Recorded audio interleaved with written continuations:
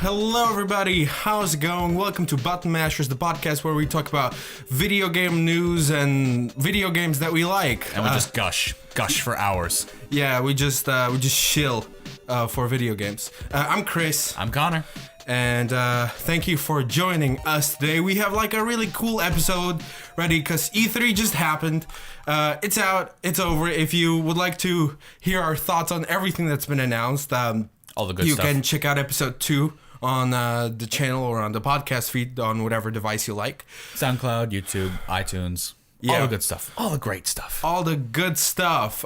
So yeah, those are our thoughts. But we'll be doing a little bit of a E3 wrap up today. We have some stories, and then we'll talk a little bit about mods on games. Yes. Because there's been some stuff about mods. That's coming out. But first, what have you been playing this week, Connor? Well, this week has been, as usual, Titanfall 2. Just check in with the Titanfall 2, as always. Primarily beyond that, since time has been a little bit limited, I've actually been playing Fallout New Vegas on my computer.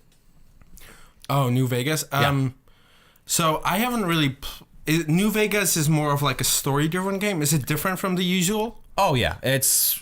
Playing New Vegas and Fallout 3 or Fallout 4 is two totally different experiences. Mm-hmm. You can see the jump that was made from Fallout 3 to Fallout 4, not just in terms of the graphic fidelity, but also the changes they made to the gameplay. But you can also see kind of the transitional midpoint between those two with New Vegas.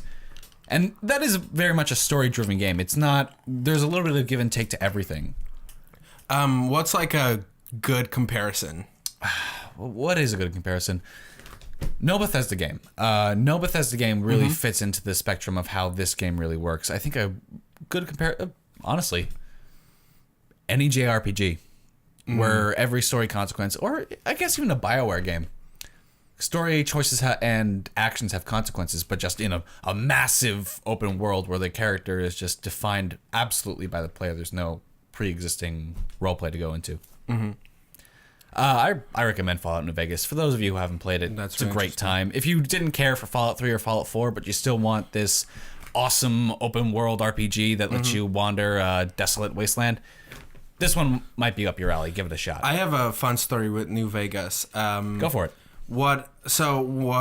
As a kid, my mom used to go on a bunch of trips because she worked as a fashion buyer. So she would go to Italy and mainly Italy a lot to watch the fashion shows and stuff and like the latest brands and stuff. And which would always be exciting for me because she would always bring me back a video game. And one time she brought me Fallout New Vegas, I believe, or maybe it was Fallout 3. I think it was Fallout 3. And I played it a little bit for like maybe 10 minutes, and then I couldn't play it anymore because the whole thing was dubbed in Italian and I couldn't change the language. What, you couldn't even do subtitles? I couldn't find the setting because the menus were in Italian. Oh. And right. And the beginning of Fallout 3, there's like a whole like child sequence with a ton of dialogue and a ton of explaining. So I like had no idea what to do, so I couldn't get past the introduction into the gameplay. I was just sort of like, what are all these letters? Yeah.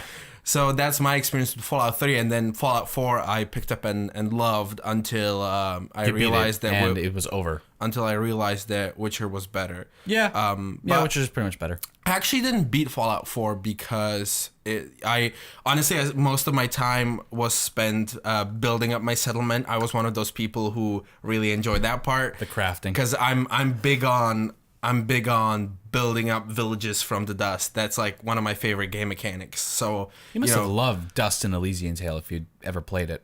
I don't think I have, but like that's exactly what it is. Dragon Quest builders and stuff like that. Yep. Minecraft, that's my jam. I love that. Although Minecraft, not so much, because Minecraft is too desolate for me. I like to see like the townsfolk be like, "Oh, we don't live in poverty anymore," you know, and like build them a restaurant and then watch them eat. Like that's my jam. Like Dragon Quest builders was my game. Fair point. For me this week, it's been pretty simple. I beat Ganon. Calamity Ganon. You finally beat Calamity. Finished. Legend of Zelda Breath of the Wild. Wild. I gotta say I'm a bit disappointed. Oh.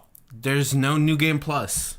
It just sort of says, oh, here's the save right before the final boss fight. And it's like, Well, that's anticlimactic. I don't even get to keep the like light bow that she gives you at the end. No. Also, They can run around you in the can open cheese world. Ganon pretty easily. Oh. It kind of sucks. So, I guess spoilers, but basically with the Ganon boss fight, there's a part when he's invincible and you have to do like a very specific move to get him out of his invincibility state, Like a to rush specific- him, give him a few hits, and then he goes invincible again. A very specific move, as in, oh, you have to go this, that, like the way to solve PT? There's like a very specific like there's like a very how do I explain this? It's like a gimmick fight. Oh. Kind of like in Portal. Dark Souls 3, there's a boss that you can't beat unless you pick up this weapon or unless you're a god at Dark Souls, I guess. Right.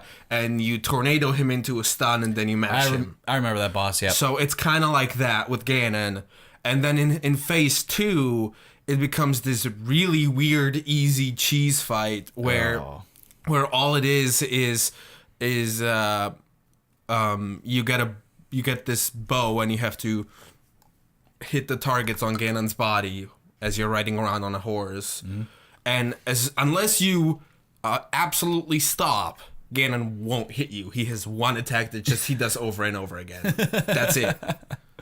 That's a little bit disappointing, but And so that's a bit disappointing, but I mean that's not what where this game shines. The thing, no, it's like Mass Effect 3. yeah, it's the exploration and all that stuff. It's the journey, not Yeah, the totally. destination. I just I wish there would have been like a stronger pull to go explore and stick with me on this because I know that there's a lot of like, oh, what's that, and go check it out. I wish that like, I don't know, within like a 50-foot radius of Link, if I saw something where there was definitely something cool, it would have been like kind of like you have a shrine sensor that tells you there's a shrine nearby. If there was something like, oh, there's something cool nearby, There's a secret nearby. like secret or Yeah. a quest or something. Yeah, Dragon Age because Inquisition had one of those. yeah, because for me, like the problem with the exploration was I didn't like stopping 50 billion times on my main quest. Because I feel like I would lose focus and just waste time screwing around. Well, I mean, But if I had more of a like, I don't know, like Horizon does the opposite extreme where the map is littered with icons and it's a bit overwhelming and it's a bit too much. just a little bit. I think there's a middle ground somewhere between Horizon and Zelda where you can effectively find stuff and see what's cool, and at the same time you're not just like, oh my god, what are these 10 I'm billion overwhelmed. things? Yeah. You know, like Assassin's Creed does that a lot too. Assassin's Creed. Really, any Ubisoft game will do that. Yeah. A sip of tea. So that's been it for me.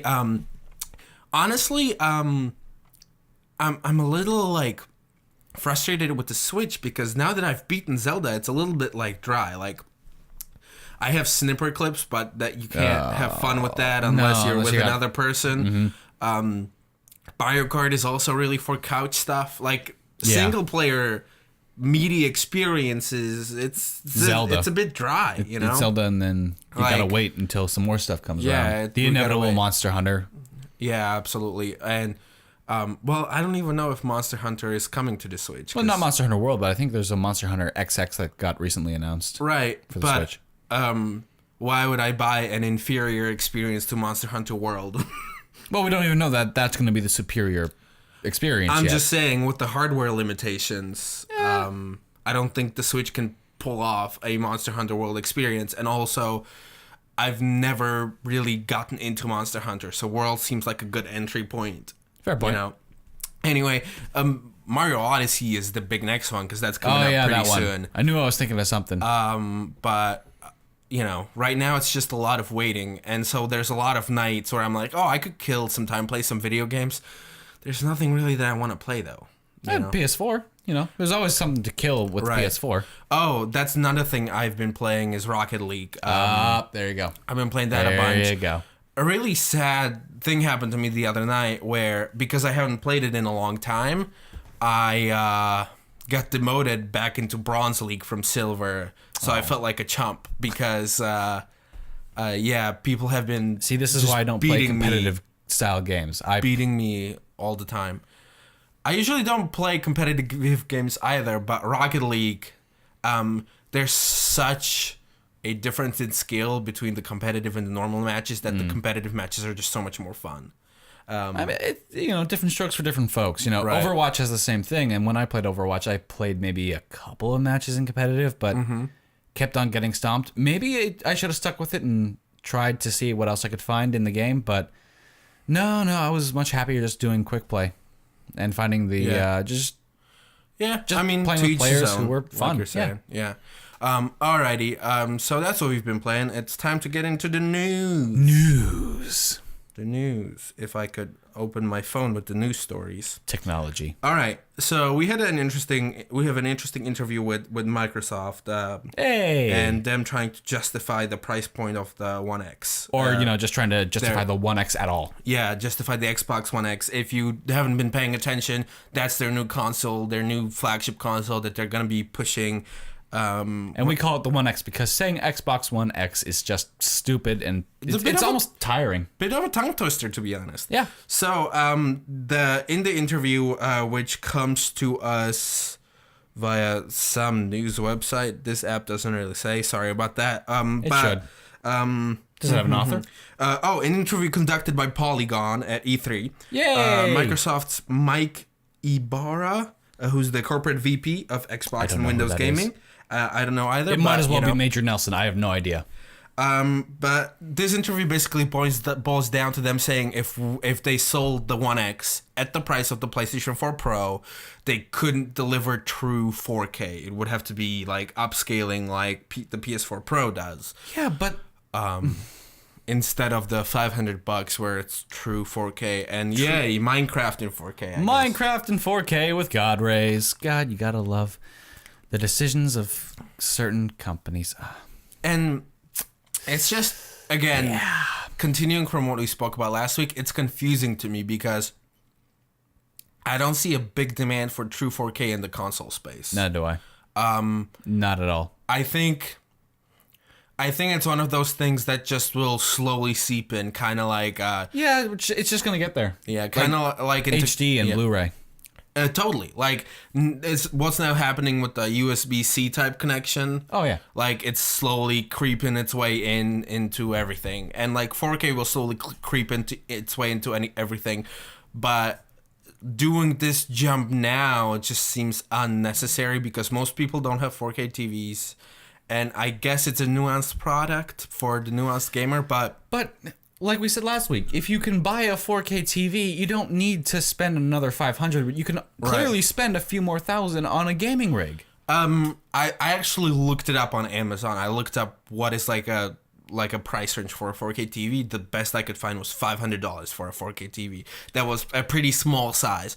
So you combine that with the One X, you're spending $1,000. Might as well just put in an extra $100 and get yourself a dope PC that you can also do work on. Yeah. You know? Like, that's what I did. I was like, I'm gonna get myself a gaming rig because I edit videos on it a lot. So it's dual purpose. I can do all my work on there and I can play video games real well off of Steam.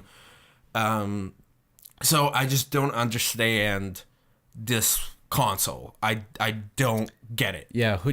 Ultimately, the question comes back to, once again, who is this for? Who is this really for? Because you built it, but did you ask yourself what kind of audience is going to go for this thing? I don't know that you did.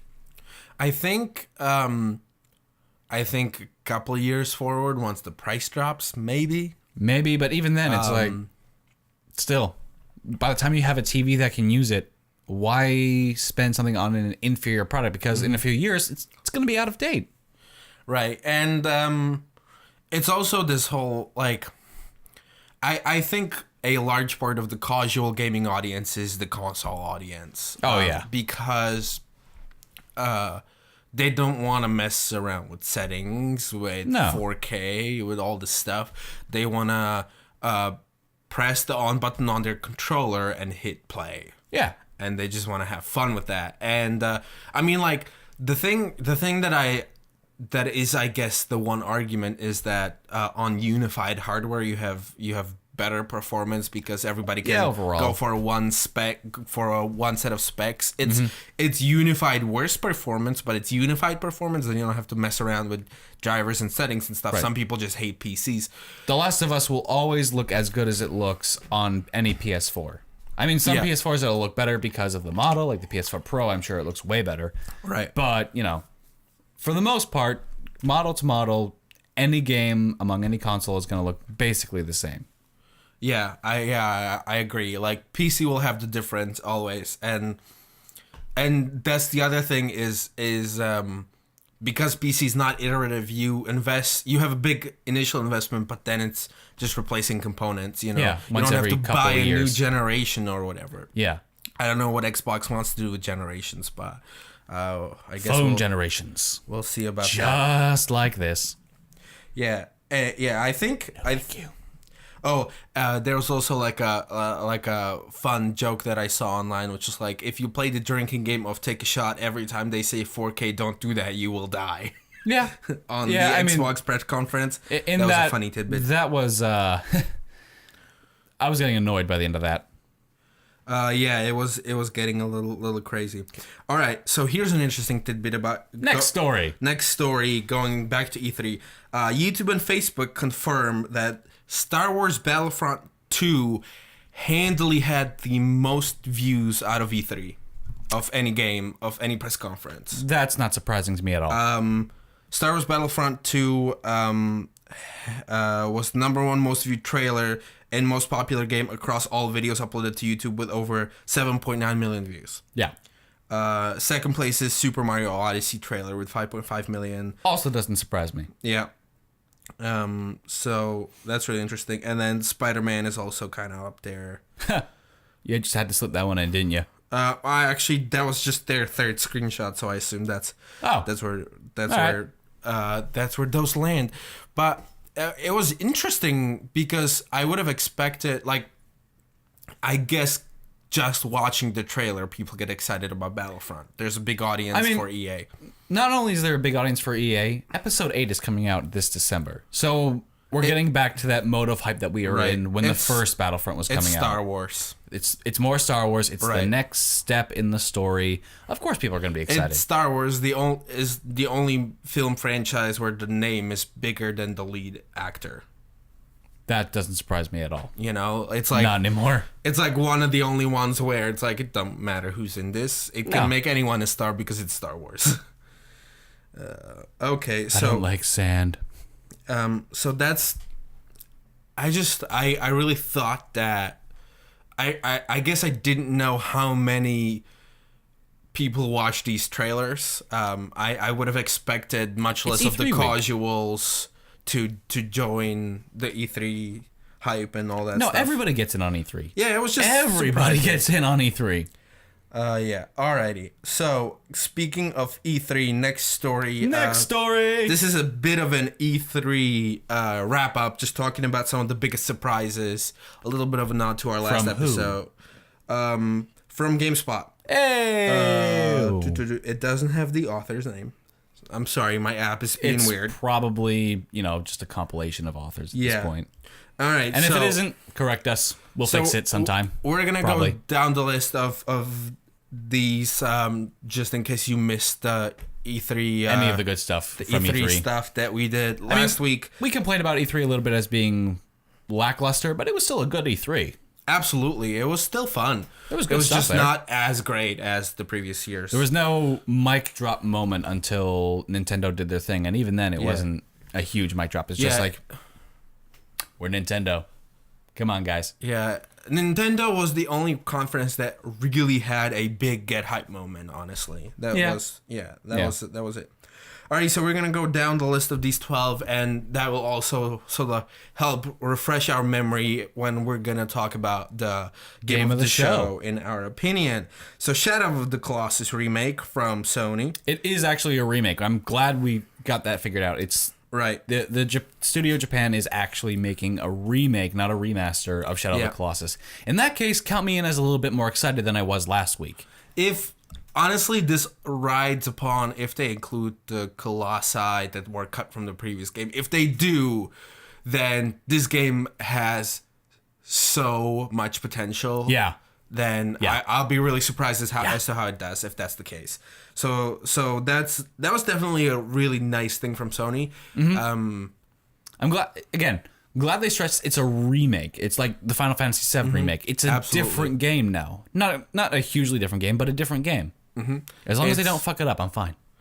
Yeah, I hope so. There was Beyond Good and Evil too. Yep. So that's Super cool. hyped. It's hyped. However, again, that was just a CG trailer. Just a CG trailer, but to know it exists is enough. And I think the coolness of that trailer was the tone that it set for the world is really exciting. Yeah.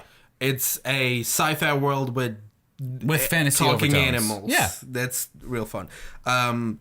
Anthem was a big surprise. Was it though? We knew BioWare was going to show off the new IP. Right, but what Anthem ended up being was Destiny very with surprising. story. Yes. Yeah, that was really cool. Yes, I like that. Moving on, we have A Way Out, which looks Standout of the EA press conference. super amazing. Yeah. I'm hyped. I'm really excited for this game because I used to be a huge fan of couch co-op stuff, and That's kind of been phased out. sort of having it return a little bit here. Yeah, a game that's It's built really exciting. extensively around couch co-op, or even just Right. co-op at all, is great. So it has online, but the joke is if you play this game online, the developer will frown upon you. So that's fun. Play however you want to play. Doesn't yeah. matter. But give it a shot. So, they mentioned OG Xbox backwards compatibility. That is a great move by Microsoft. I guess that's fun. I never owned an Xbox, so to me that doesn't mean anything. Hey, Banjo-Kazooie, the first two Halo games, first two. Yeah. No, was it? No, Halo 2 was on the 360, wasn't it? I don't remember. I don't know because God, I'm getting old. I don't remember didn't these things own it. anymore. Mario and Rabbids Kingdom Battle. Yeah. Good times, fun times. So we were just speaking about the Switch being dry. That's coming in August, isn't it? Yeah. Not a huge wait. Yeah. Multiple cracking knuckles This will be into great. the microphone. I forgot to mention also with the Switch, the Switch is sort of screwing me up a bit as far as playing video games because the controller holding the Joy-Con and getting used to them is so different that after playing over 45 hours in Zelda, that was part of the reason that I sucked so much at Rocket League, because now my A and B buttons, which are reversed compared to the X and circle buttons as to what is go back and what is accept, screwed me up. Also, I got used to sort of having my hands at the side with the two analog sticks. So, weirdly enough, holding a controller like this became weird. Become uncomfortable, yeah. Yeah, and so I had to get used to a normal controller again, which I didn't think I would ever say. No. So that was part of it. So I recommend taking breaks in between Zelda and playing something with a normal controller. Yeah, or any Switch, any Switch game. Just back off, come back. Or back use the off. Pro controller, Or use the Pro controller. which I refuse to pay for. Yeah. Keep All right. Going down the list. What do we got next? But I don't think we talked much about Mario. I'm just really pumped for this XCOM on acid. Yeah. Acid XCOM. That's a great way of describing it. They mentioned Xbox One X name and price. It was definitely a surprise. Not really in the positive. No, it wasn't. Not really in the positive region. We've already made our jokes about Yeah, the it One X. was a bit of a gut punch, but whatever. It's not even a gut punch. It's just like that's it. That's all it does. It's just not worth the time I drop my phone. That's fine. Yeah, it's not worth your money. Not at the moment. Probably never will be. Yeah. Sorry. Moving on to Metroid games. That was definitely a big one. Yep. Skyrim VR? No. No. Hell no. Monster Hunter World, though. Yes. I was pumped because Monster Hunter World is the closest experience that we will get to a quote unquote Nintendo franchise, even though I know it's Capcom, but it felt It's very Nintendo. It felt like a Nintendo core franchise. I actually didn't know it was Capcom. I thought it was a Nintendo house game for a long time, and then I was like, oh Who wait, would blame that's you? actually Capcom. They've had the rights for so long. Yeah.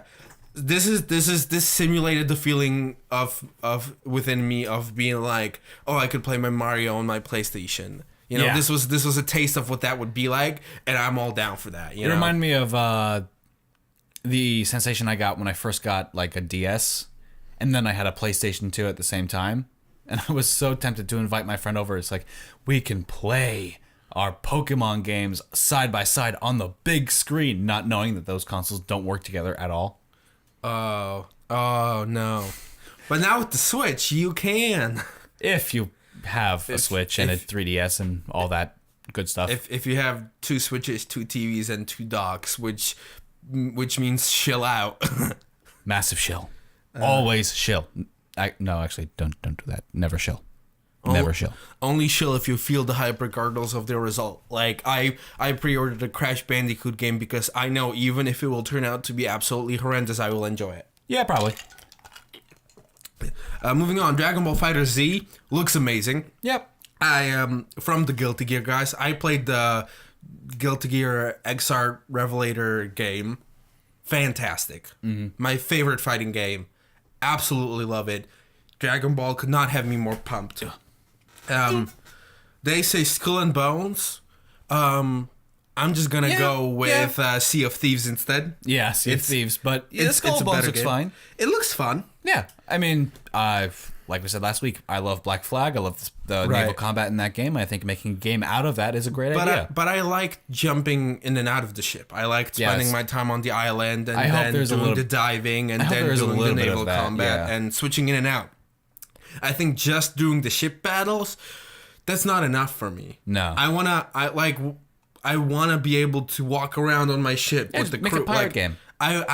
I want what Sea of Thieves did, you know? Mm-hmm.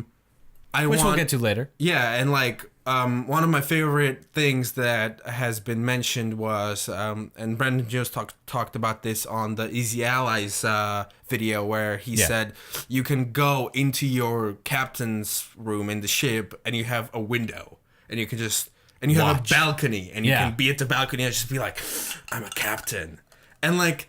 That's what I want. I want to feel like I'm part of the ship. I don't want to be the ship like I become a car in a racing game, you know? But I will say, having a Kraken in sea shanties is a big point in their direction for Skull and Bones. Yeah. We'll see. It's not out yet. No. Maybe a lot of those things are included, but Yeah, I think the concept is strong enough to warrant at least interest. all right. Those were the 12 surprise moments. According to Polygon? To GameSpot, I believe. GameSpot, yeah. Let me Those double surprise check. moments according to GameSpot, so, GameSpot, yeah. take that as you will. Yeah. Moving on, we have the final story, the 5th one. Atari is making a new console. Final story, and it's a big one. So, this is surprising. Okay, I did know this. This came out today, I believe. Story? Yesterday. This Yesterday. story came out yesterday. And I love this. The first line of this article is, "What is the Atari box?" I don't know if that's what it's called. I think that's just. I think it should be called that. Fun It's a tidbit. great idea. But Atari is coming back into the hardware manufacturing Woo! side of things, and they're gonna make a new console, which is probably on the making logical sense of things a NES classic style console, because they saw how much that was a pull, and they were like, Nintendo's canceling this? We're gonna jump in on that. Yeah, here's a market. Yeah. Let's do it. You're Let's do abandoning the this market? Well, Do we have a stretching my joke for you? Yeah. And like Atari, again, has that nostalgia beloved factor for the people who are in their 30s, Oh, yeah. who played games a long time ago, and then Assuming they make a lot of these, this will sell like hotcakes. I think so. It depends on what games are included. Hmm. I hope they include ET as a joke. I think that would be great. Oh, man. But No. that's great. That'd be so fun. And but I kind of also wish in my heart of hearts that they just like sort of were like, fuck you, this is a new console, we're gonna make new games for it. Hey, if the games are good, I won't complain. Because you know, we've had the Xbox, PlayStation, Nintendo stuff for a while now. Yeah. Just doing the shakeups, you know, getting a little bit of that vibe back when like there were all these consoles out in like the 90s, like the Genesis and stuff. Right. Well, that's when everybody was experimenting. Yeah, like getting a little bit of that vibe back would be like really exciting to me. And also like I'd be really interested to see how a niche console that's not just like a technical niche, but like maybe a game niche console would sell. Like say it's the Atari games, but say they focus heavily on the platformers. We kind of had that already, like with the Ouya, that like Android-based console. Right, but the Ouya was a new thing. It was a new thing. It didn't have a name and it didn't have anything. And there's a troubled history with Kickstarter in video games. Yeah, definitely. So Atari... Looking at you, Mighty Number 9. Atari has proven itself. So a lot of people will remember it. And I think that platformers are my favorite game genre of all time. Yeah. I absolutely love them. Yeah. And if the Atari was like, we have the best platformers in the biz. We don't have the best games, we have the best platformers. Then this is a day one console for you. Then I'd be like, oh my God, take my money. And I think that will be really interesting to see because for a long time, I don't know if still, but for a long time, Xbox was the shooter console. If you loved FPS, Xbox was the shit. It seems like it's backing off from that, but it's still definitely like the dominant market for Xbox. And PlayStation for a long time was like the JRPG console. Yeah. It was like, we got the best JRPGs. And we talked to Japan. Yeah, and so like seeing this would be really cool. Give me just phone is going off. We are stepping away. Yeah, so talk a little bit more about what you think about the console. I don't really have a lot of experience with Atari games. The most recent ones have been the ones that I have any experience with at all, and those haven't been all that impressive. Mm-hmm. They've just kind of been, games. Nothing really blows me away, but with the legacy that Atari has, oh yeah. Yeah. And like you've got my attention at the very least, even if I don't know specifically what games would draw me towards an Atari console.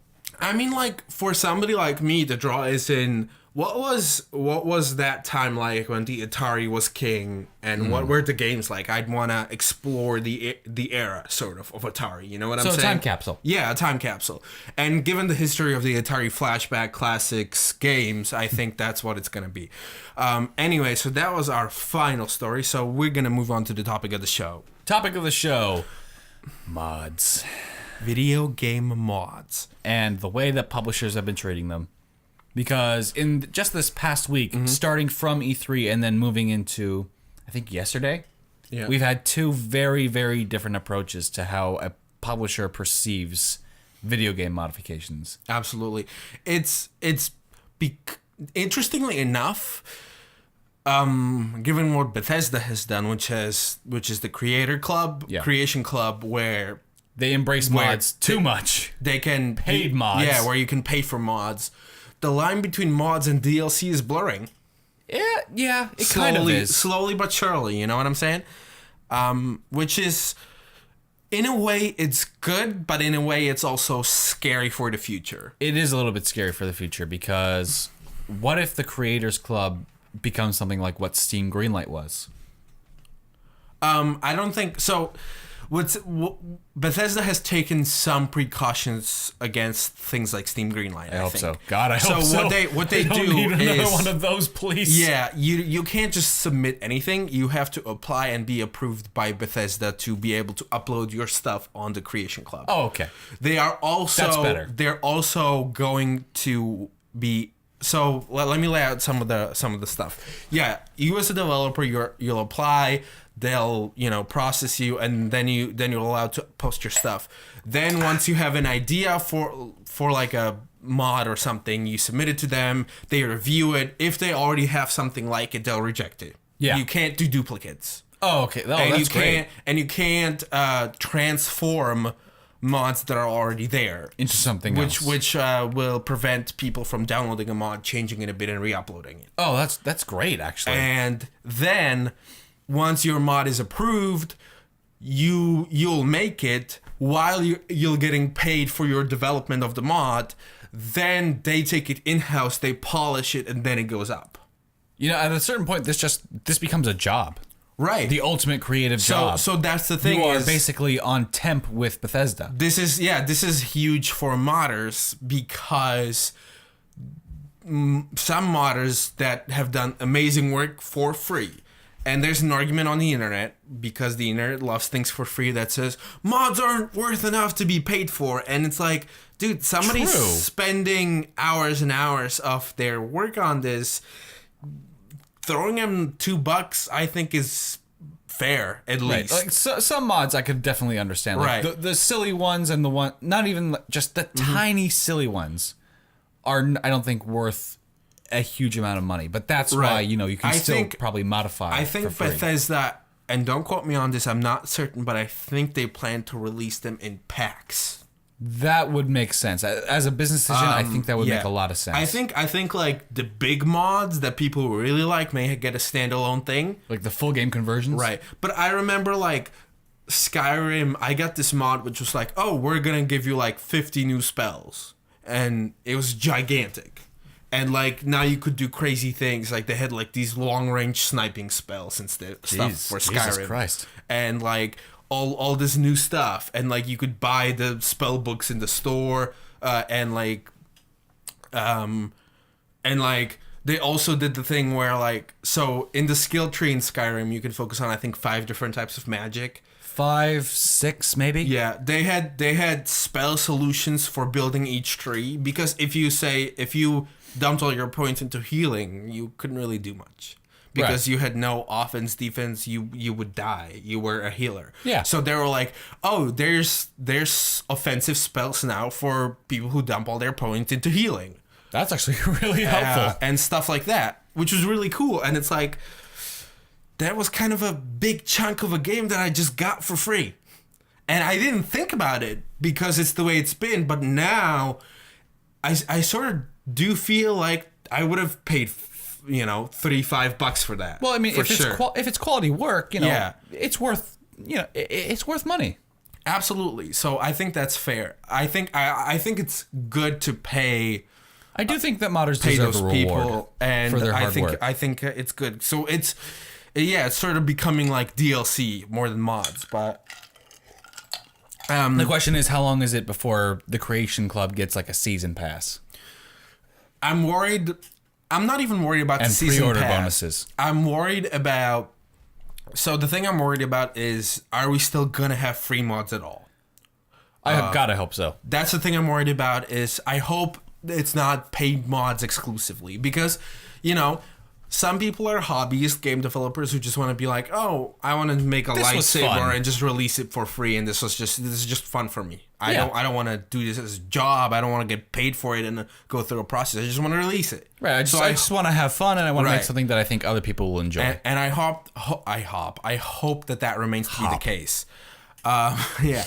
But the thing that worries me the most is the precedent this sets for other companies or for the future of gaming. So all those memes that have been coming out about video games getting split into game and DLC is what worries me. Is this because Bethesda makes money off of this? It does incentivize them to keep the store good and fresh and have good stuff on it, but it also incentivizes them to say, oh, Elder Scrolls 6, well, we're not going to have 200 pieces of armor. We're going to have 80. Because at what point do they say 120 will be mods?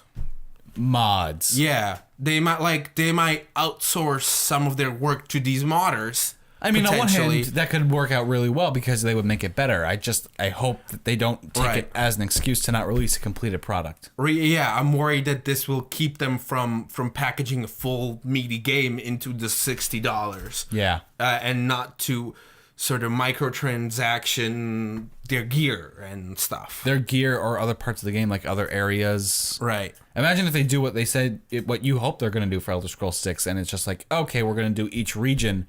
We're just going to let the modders modify the previous games, and we're going to install those so they're up to date with Elder Scrolls 6. I mean, I think there would be such massive undertaking. I don't think that would be possible. But No, I don't think so either. They might try it, which is the scary bit. You know, what if they're like, oh, and instead of doing DLC this year, we're not gonna do DLC, and they're gonna try to paint it like that's their pro-consumer stance, and then they're gonna be like, we're just gonna have quest packs on the Creation Club, and it's like, I play Skyrim because I want to bump into a quest somewhere. I don't want to bump into an area and then it's like, you can buy this quest on the Creation Club, and it's like, right. Plus, at the same time, as good as mods can be and often are, there's a certain level of professional integrity that comes from a professionally handled product.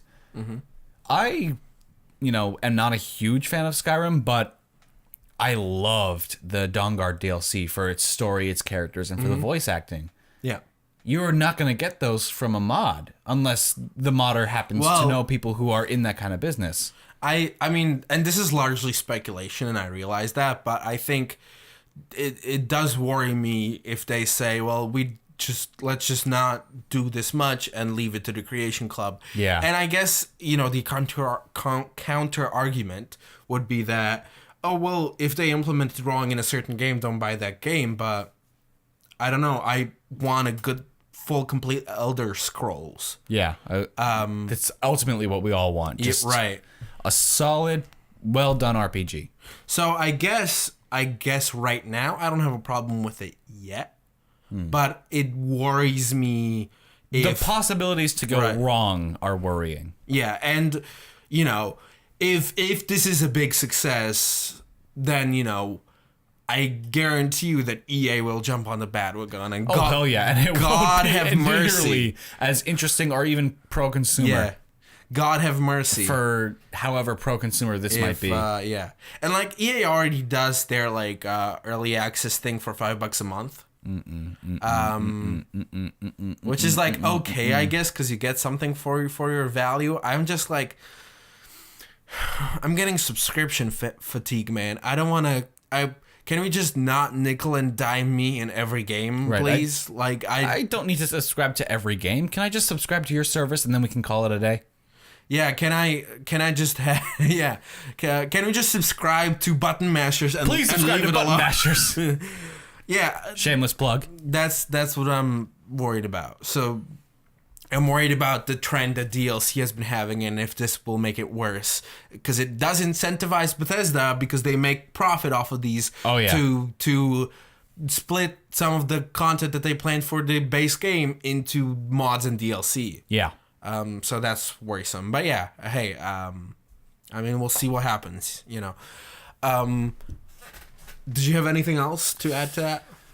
Or not really. Just that touches most of it beyond the stuff that Take-Two did, which is the hard 180 degrees. Oh, right. And that is a whole nother bombshell. Could you explain what Take-Two did? All right. So for those of you who don't know, between the end of E3 and now, I believe it was on Thursday the 15th of June, Take-Two released a cease and desist statement to the company Open4, which is a modding company that has been working primarily with the Grand Theft Auto series, recently Grand Theft Auto 5.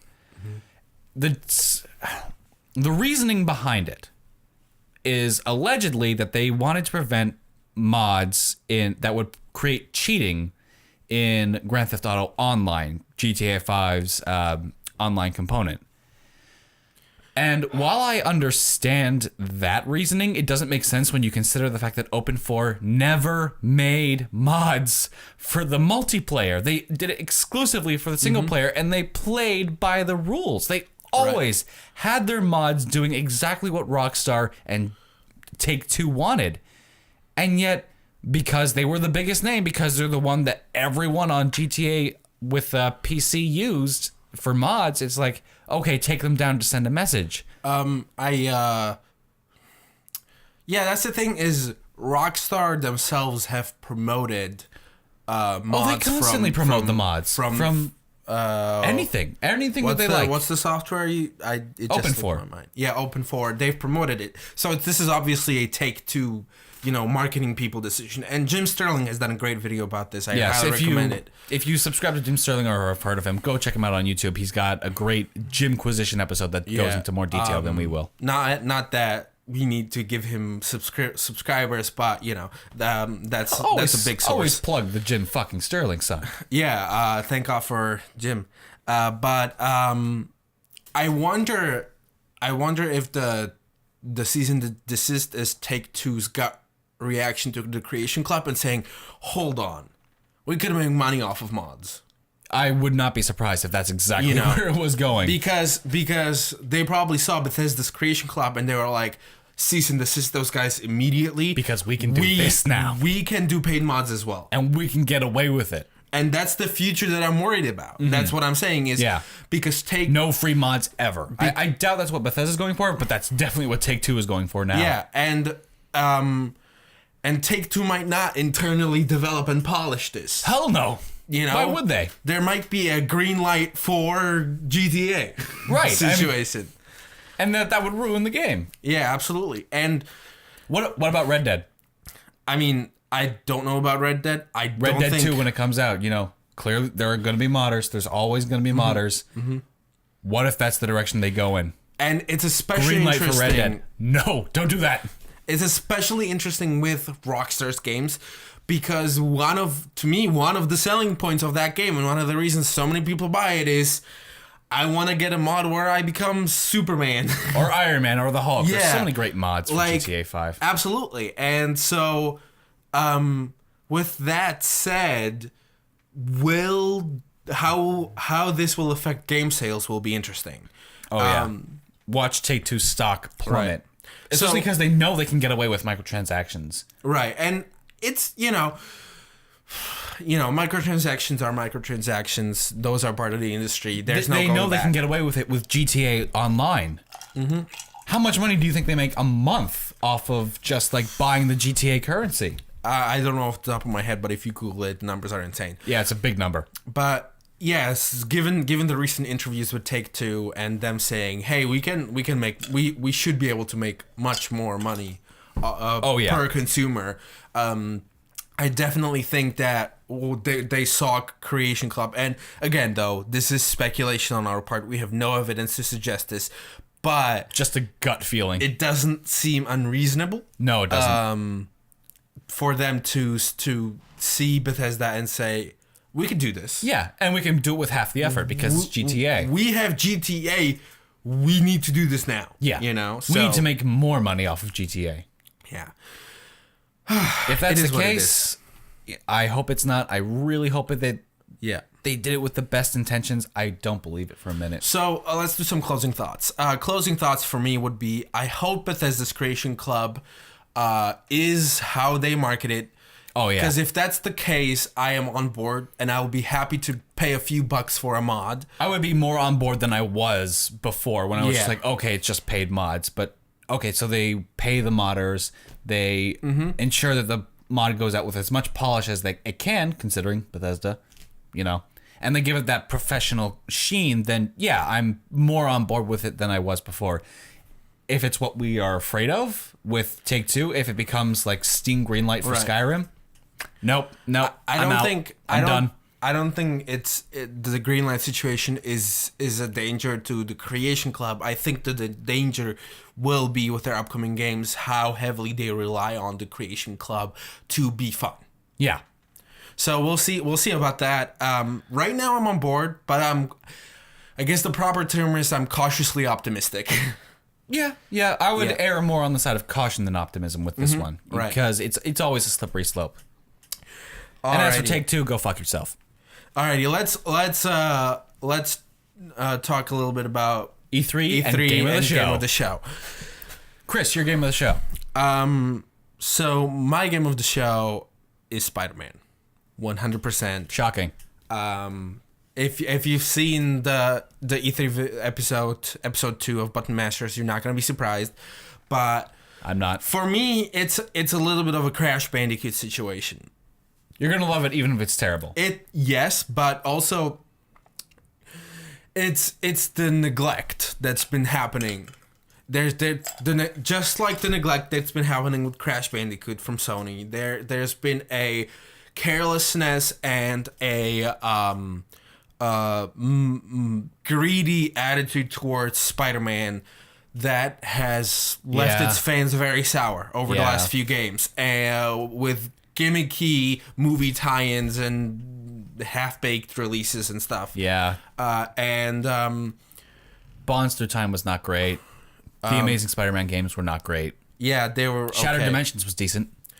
I didn't play that one, but the thing is, just seeing Insomniac go, no, we can do Spider-Man and we can do him well. Really well. We can do him justice.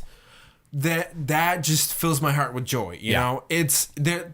What I Plus, love, Miles Morales. Yeah, That's awesome. That's great. But what I love in general about these last couple of years is a lot of companies have said, you know what, the fans want a good X whatever game. Let's do it. You know, The fans want a good insert game title here. yeah. The fans want a Monster Hunter for the consoles. Yes, for the more casual non-Nintendo consoles. Well, they just want like a meaty, you know, RPG, something that takes JRPG advantage experience. of the hardware. Yeah, and something that looks amazing. And Let's give it to them. does.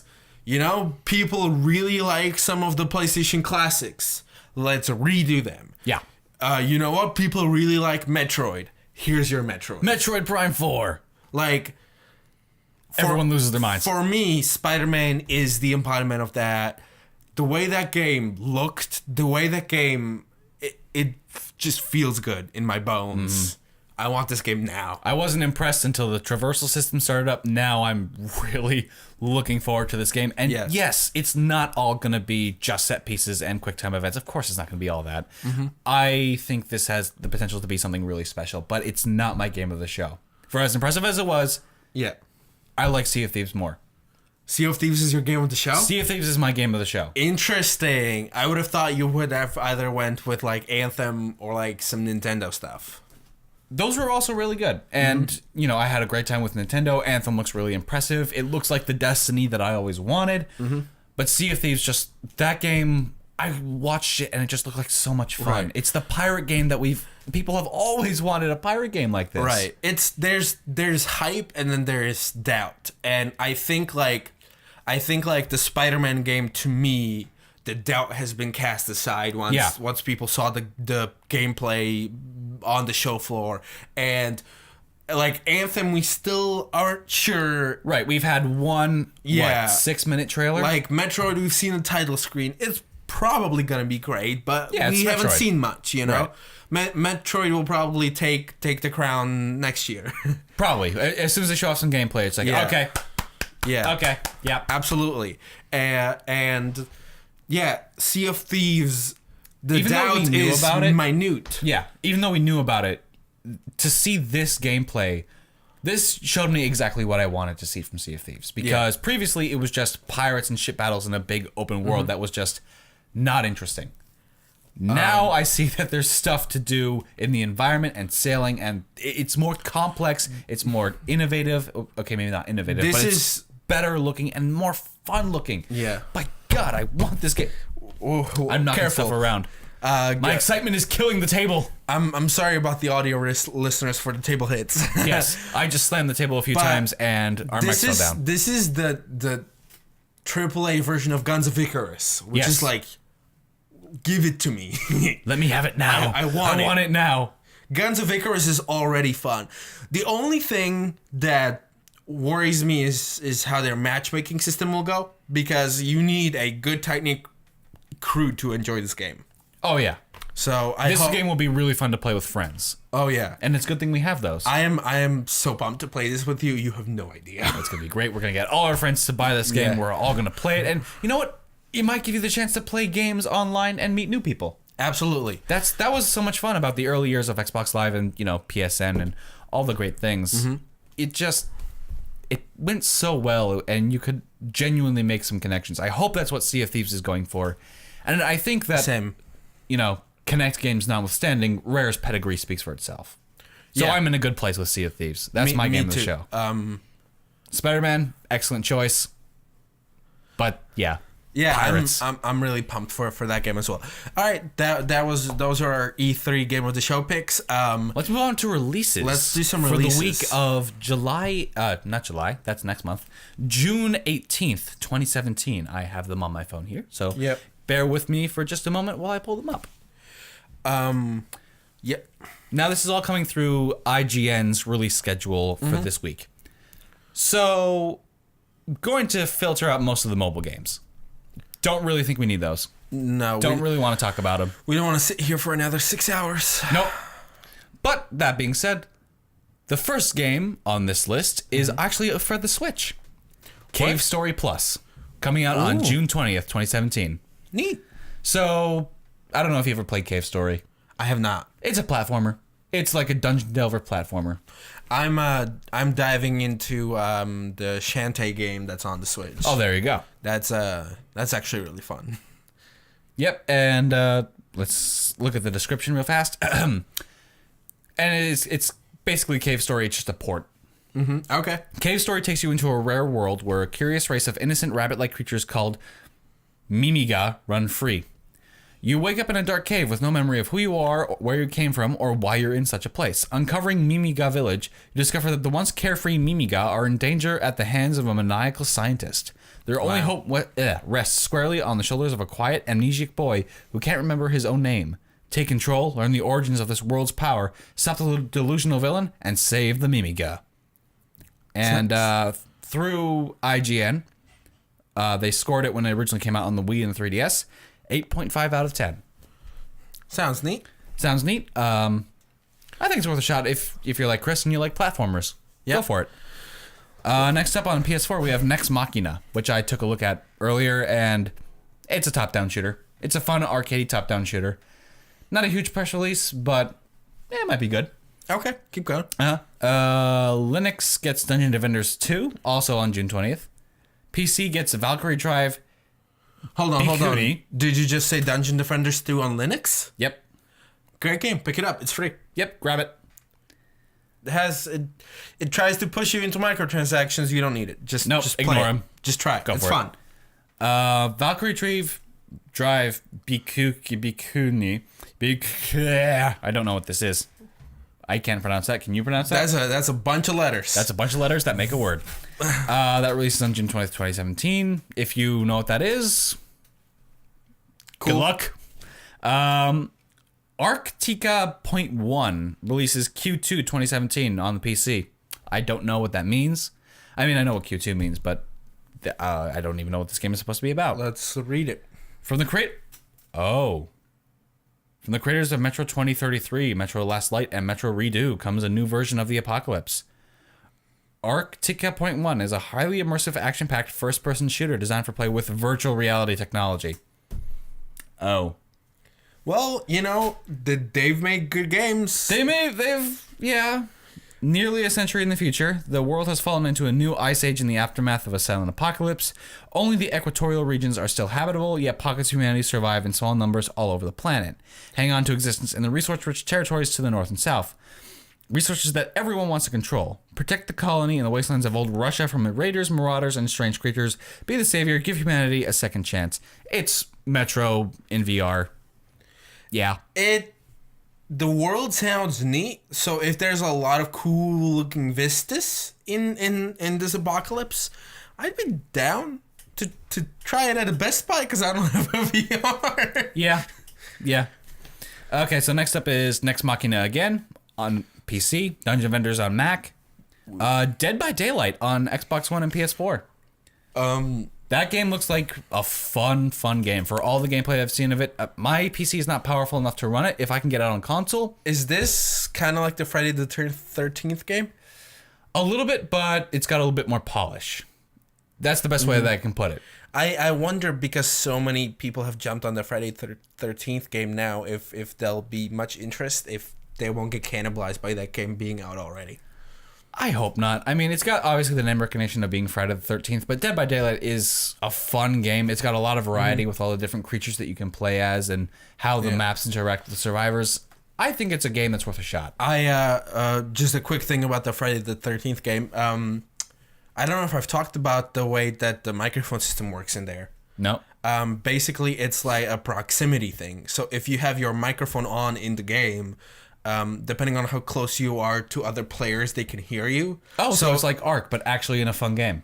Right. So like you have to. So like if you want to work with your players, that you don't want to scream because then Jason will hear you. You want to get close and talk, and then.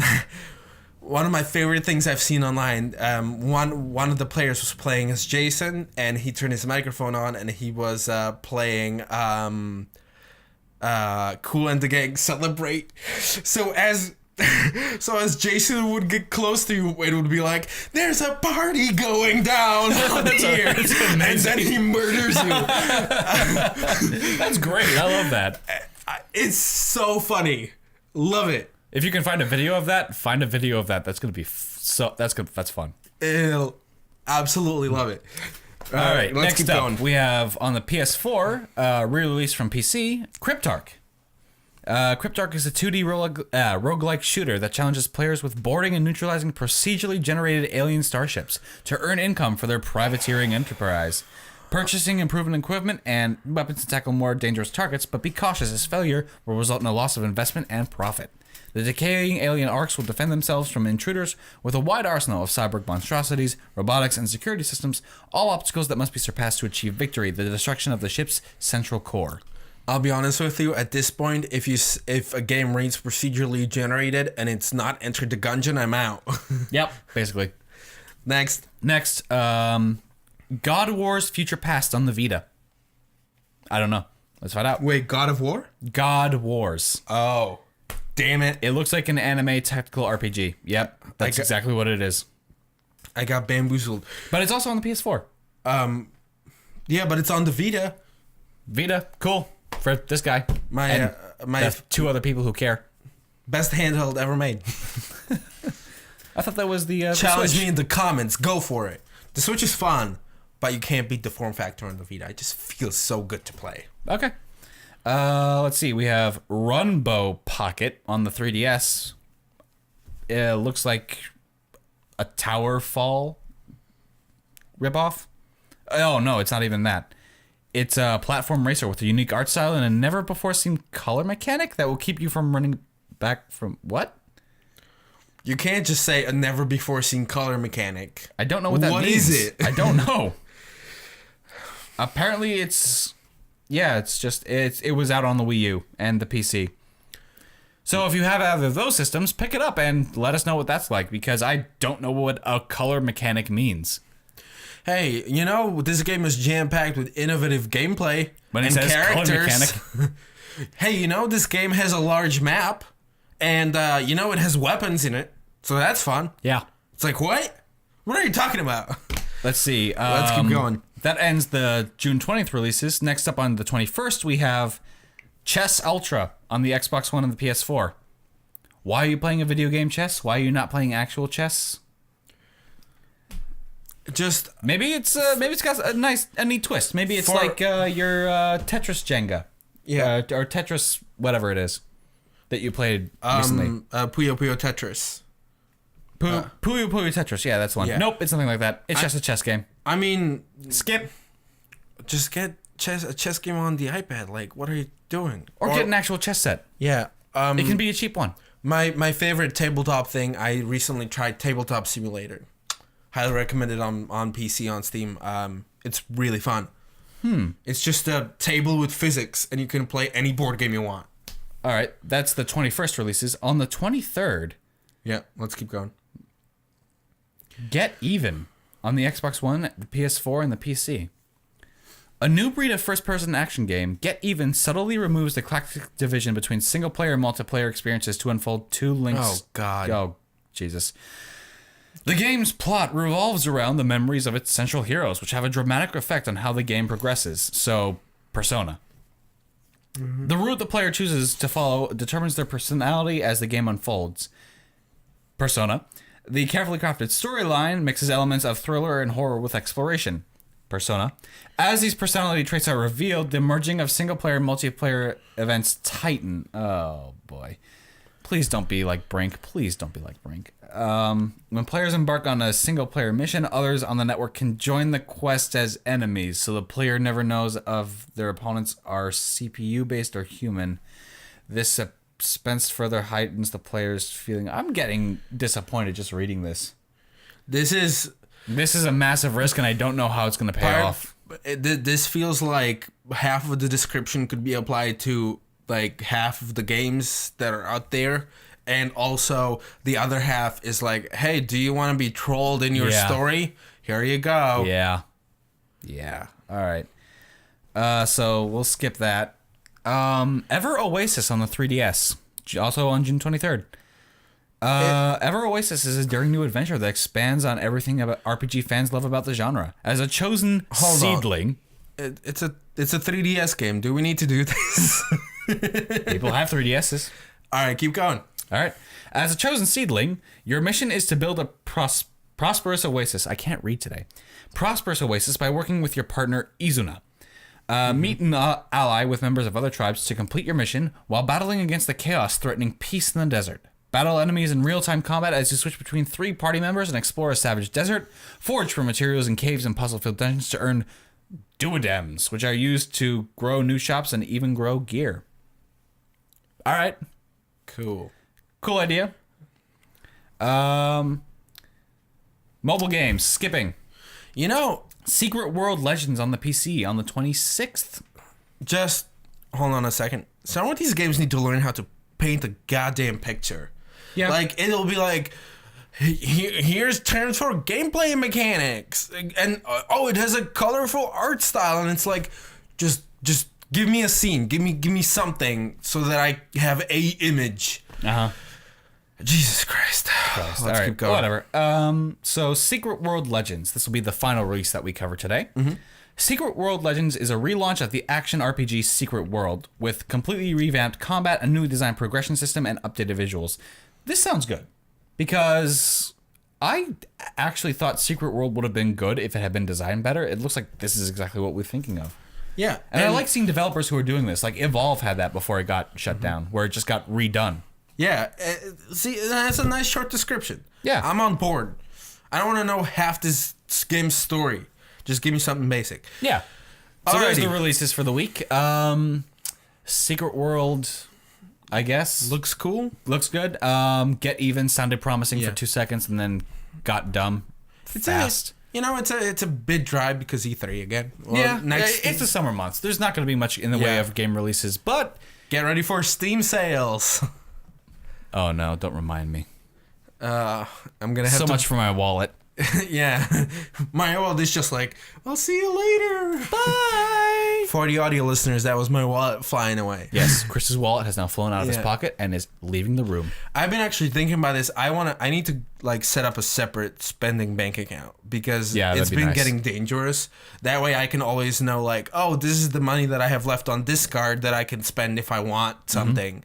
And this is my pleasure card. This is my business card. Yeah, this is my eat and sleep card, and this is my oh my god hype card. Yeah. Alrighty. Thank you so much for joining us today. This has been Button Mashers episode 3. You can find our podcast on YouTube, SoundCloud, and iTunes under the name Button Mashers. If you're on YouTube, we're under the channel Game of Dorks. So we post every Monday. So keep a lookout for us next week as well.